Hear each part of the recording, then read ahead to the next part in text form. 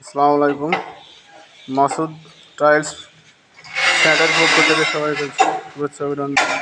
আমাদের 12-24 টালি এটা মেশিনে হ্যান্ডেলে কাটা হচ্ছে। এই টালি কোনো মাপা লাগবে না, জাস্ট একবারে দাগ সহ দিলে, দাগ সহ দিয়ে তাড়াতাড়ি কেটে যাবে। অনেক সুবিধা, বুঝছেন? আটা কাট।